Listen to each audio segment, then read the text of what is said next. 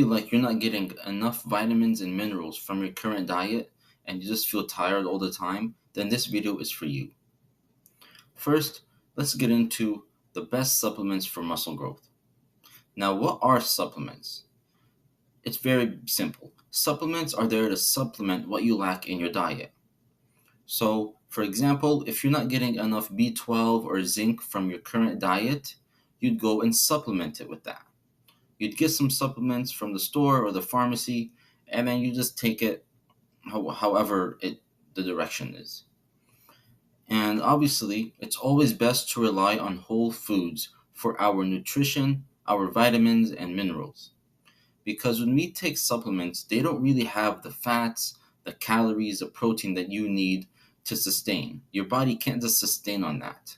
It's usually best to get all of your minerals and vitamins from your diet. But if you are not getting enough proteins or vitamins from your diet, then this is something to consider. Now, of course, before you get into all these supplements, if you are on medication, like for blood pressure or anything else related to your health, you should consult a doctor or a pharmacist before taking any supplements. Now, I'm gonna go over my one-on-one coaching. So if you've been training for a while and you haven't seen any results, then this is the perfect chance for you. I created a community to help you get the results you've always wanted. Now imagine yourself lean, muscular with a six pack. Making any progress is amazing, and I want that for you. I'm going to work my hardest to make sure you get your best results. This vision will become your reality when you join. Click the link in the description below. Go ahead and join. So the first supplement we're going to go over is protein powder. Now, what is protein powder?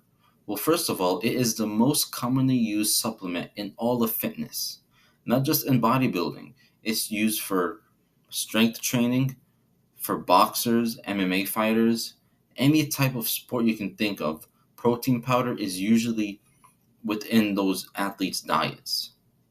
So what's so good about protein powder? Well, it's time efficient. It's a great source of protein. It helps aid recovery and it helps build muscle. Now, the main use of protein powder is just to get in a quick protein intake right after your gym. But what type of protein is the best to take? What I and many other people recommend is to take a whey isolate. Why? Well, because it's easier to digest. And it has 9 essential amino acids, which you need to build lean muscle mass. Prevents muscle loss, and there are vegan and non-vegan options when it comes to protein powder. So it's pretty much available for everyone. But what time should you take it? Well, it depends on you. You can take it before a workout or you can take it after a workout. If you wake up early in the morning, drink a quick protein shake, and just go straight to the gym just to have something to fuel you, that's completely fine. But if you come back from the gym and you don't really have enough time to eat, drinking a quick protein shake is also fine. But the only con I can think about this is it can be a bit expensive. I've seen most protein powders on the market for $50 now, and that might not be in your budget. So if you can't afford it, just stick to your chicken and rice. Creatine. Now there are a lot of misconceptions about creatine. Well, let's go over it. First, creatine makes your muscles fuller. What does that mean? So that just means it just adds more water into your muscles. So imagine a water bottle. See how firm it is when you squeeze the water bottle, it gets harder? That's how it is with your muscles. And it also increases strength and bone density. Most of the time, creatine is found in food. It's found in meat, red meat, fish, and dairy. But the amount of creatine we get from those animal products are not the same, aren't enough to give us a significant change in muscle growth. So usually, we'd want about 5 grams of creatine per day or just one scoop. And the most researched form of creatine is actually creatine monohydrate.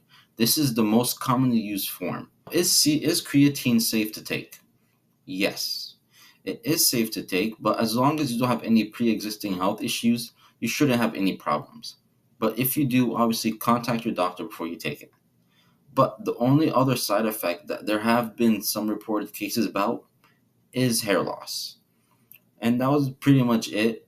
I don't exactly know why, but that's the main issue when it comes to taking creatine. What should you take creatine with? Well, it's perfectly fine to put it in a cup of water, shake it up, and drink it. But make sure you drink a lot of water after that too. Creatine can cause some cramping, so that's why you want to make sure you're drinking a lot of water if you start taking creatine. And you can also add it into your protein shake, and you won't really taste the flavor of it. Now, pre workout and caffeine. First of all, pre workout is just a compound that has caffeine, it has pump ingredients, which means it gives you a better pump in the gym and it helps rush more blood into your muscle just so you can have a better pump. And it also helps with focus. Now, there are a couple of different types. For example, non stim, which means it doesn't have a lot of caffeine in it. It just has some amount just to get you through your workout. And what I'd recommend with this is to, if you're up for it, just to try it and see how it feels. If you like it and it's helping you in the gym, keep taking it. But if you don't like it, you don't need to take it. Now, obviously, caffeine is great. It's good for energy and it helps keep you up and focused. But don't take it after 4 p.m. If you take it too late in the afternoon, it is going to be hard for you to fall asleep. That's why I usually take mine a bit earlier, like at around the 12 p.m. range, or I wouldn't take it at all if I'm going for a late night session. Now, there caffeine also comes in pills. You can take caffeine pills from many supplement stores online, or you can just have a coffee. But if you do have a low tolerance to caffeine and you can't really handle it, I wouldn't recommend this for you. Multivitamins. Now, multivitamins are very, very important if you want to help prevent yourself from getting any type of deficiencies. It helps you feel stronger and healthier. It's good to take if you can't eat certain foods. For example, if you can't drink milk because you're lactose intolerant, you can supplement in vitamin D. Or if you're vegan and you can't eat red meat, you can supplement in zinc. Now, there are many choices of multivitamins, but which one should you take? Usually ones that depends on you. For example, if you're a man and you're 18, there should be like this picture right here says multivitamin for men 18 and up. That one would be best for you. Same thing for women. If one says woman 18 and up, same thing right here. Now, one thing for this though, you should read the ingredients because whether it comes in like a gummy, a capsule, or just like those like bit of like hard candy ish type of way, you should read the ingredients because if you are allergic to something and it's in there, you should obviously avoid it. And if you can't eat, for example, gelatin, you should probably find a different substitute. And yeah, those are the supplements that I'd recommend for building muscle. And of course, this isn't a must. You don't have to take any of these supplements, but if you do find it easier and it helps you with your progress more, you should consider taking them. Now, as always, if you guys have any questions, leave them in the comments below. Click the link in the description below if you want to have faster progress with your gym or your dream physique. That's what I'm focusing on. I am going to work as hard as possible to help you reach your goals. And yeah, I hope you learned a lot from this video.